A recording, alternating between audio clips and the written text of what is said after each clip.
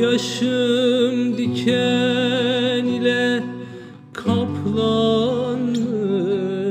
göz ucuma karıncalar toplanmış.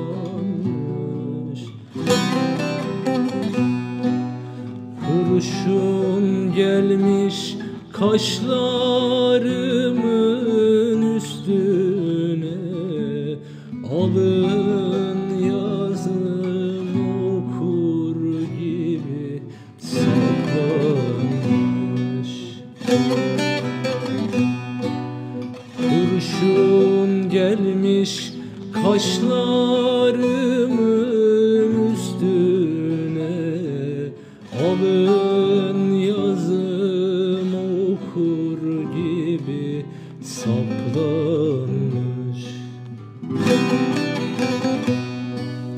Uyu memik olan uyu, öte gecelerde büyü.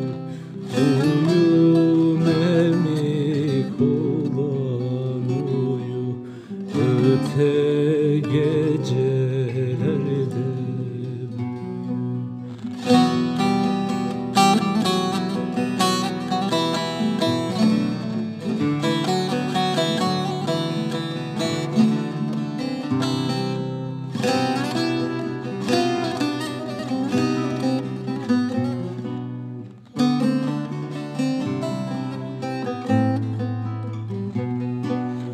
Dağı da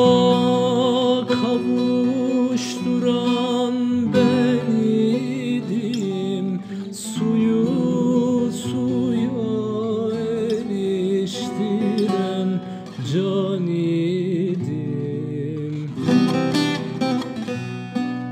Yükledim mi gece vakti kaçağı, gece vakti ışılayan gün idim. Yükledim mi zulanızdan kaçağı, gece vakti ışılayan gün idim. Uyu memik olan uyu, öte gecelerde büyü. Uyu memik olan uyu, öte gecelerde büyü. Uyu memik olan uyu, öte gecelerde